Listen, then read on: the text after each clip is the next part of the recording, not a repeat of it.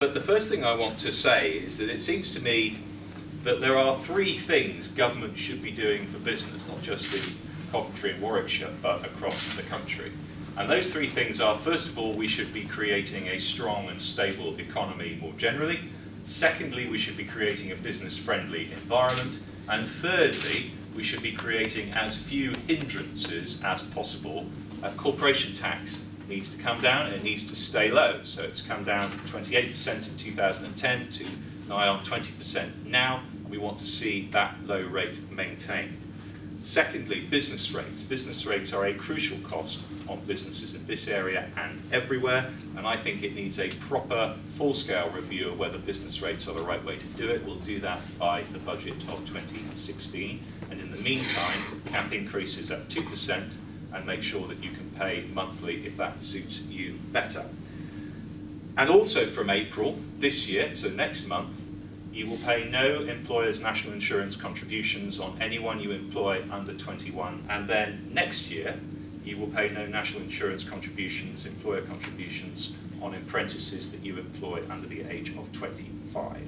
So bringing younger people into the workforce at less cost to you is good for you, and it's good for the economy more generally. And lastly, on regulation.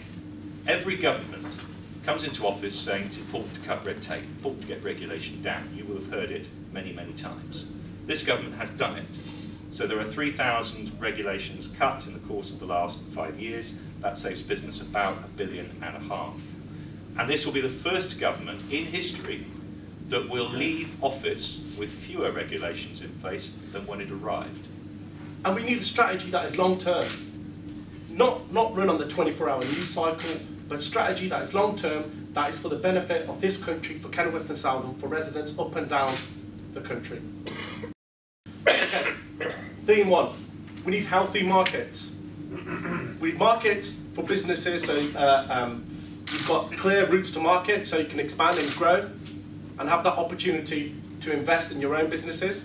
And what I mean by healthy markets, we need people, we need a strong working, strong middle class. So essentially, we need people to have security in their incomes. We need a well-skilled workforce. So, for example, the Labour Party is committed to investing in apprenticeships. We're committed to investing in education. We're committed to reducing the haphazard free school system. We want a strategic approach to education, a strategic approach that enhances the ability of our future generations to actually make a difference in this country, in their communities. So yes, we'll invest in apprenticeships. We'll also skill up and scale up technical qualifications. So we'll have high-end technical qualifications, not only at the secondary school level, but also in further education and higher education. So we'll encourage the creation of high-end technical degrees. Because there's a gap, there's a skills gap in the country, which we're all aware of. And as representatives of Coventry and Warwickshire Chamber of Commerce, you're aware of the skills gap. And we need to do something urgently to help fix that. So I want to talk about tax, I want to talk about business rates, and I want to talk about capacity and infrastructure. I know from my own business experience, let alone from what I've heard by meeting people, that the biggest threat to business is instability. One of the major parties here offers ideological cuts to vital public services that would affect the local economy as well as the national economy. And another party wants more debt and higher taxes. For Liberal Democrats, it's about balance. Reforming and reducing welfare where we can and investing where we should, particularly in skills and opportunities for our young people. So first of all, on tax. Liberal Democrats plan no increase in VAT, in corporation tax and in national insurance. We also announced in the autumn budget statement last December that the increase in business rates will be capped at 2%, and we will continue to give the 1,500 discount to support retailers in Coventry and Warwickshire. Longer term, Liberal Democrats would actually like to reform the business rate system. We'd like to do that through devolution. I think the LEPs are a great example of how local businesses can come together and have a stronger voice. And we'd like to see that being used to reform business rates. On capacity and infrastructure, It is a Liberal Democrat policy nationally to invest heavily in high-speed rail. Liberal Democrats would give discounted bus travel for people under the age of 25 so that it's easier for our young people to get to work. And yes, as Jeremy has already said, it's thanks to Vince Cable that employers will no longer be required to pay national insurance contributions for apprentices under the age of 25 next year. So what relevance has the Green Party for local business, for small businesses? Well, promoting small business is actually central to Green Party policy. The Green Party is the friend of small business, not its enemy.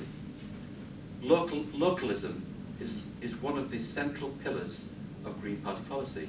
Our economy needs to be more local. Transporting basic foodstuffs all over the planet when they can be grown and sold near to home adds to greenhouse gas emissions, reduces security of supply, and just makes no sense at all. The same can be said of manufacturing.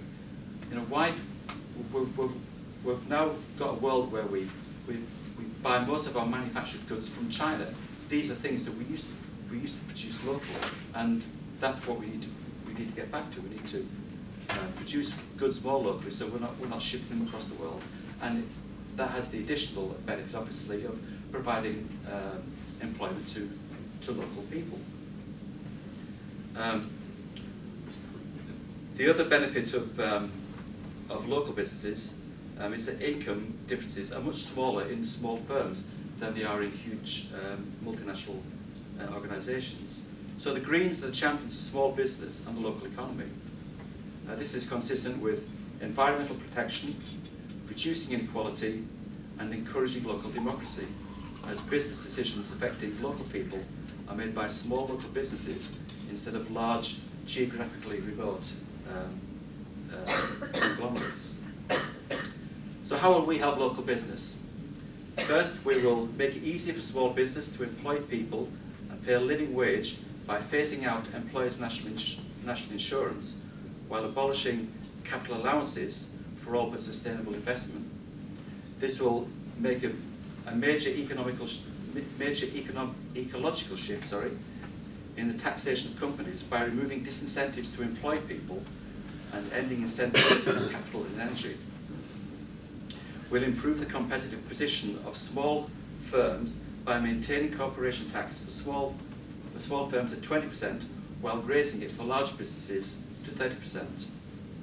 We will increase the access to finance by investing £2 billion in a network of community banks, mutually owned and serving local areas and particular groups. So we'll make it easier for local businesses to get finance rather than having to go to the major banks. We'll keep trade local by allowing local authorities to favour local procurement to help the local economy, and we will legislate to ensure that small businesses are paid on time. Now, this is supposed to happen already, but I think we all know that all that's really happened is that big businesses have extended payment terms to 60 or 90 days, and it needs to be brought down to 30 days so that small businesses that rely on cash flow get the bills paid on time. We will ensure we will also ensure that the great majority of honest small businesses can compete fairly with the less scrupulous by cracking down on tax evasion and making sure that big business pays for its share of taxations. Well, that's really just about all I've got to say. I'll try to answer any questions you might have later on. I don't claim to have the finite detail of all the green policy, but if I don't know the answer, I'll take the details and get back to you later. But obviously I'll try to answer what I can.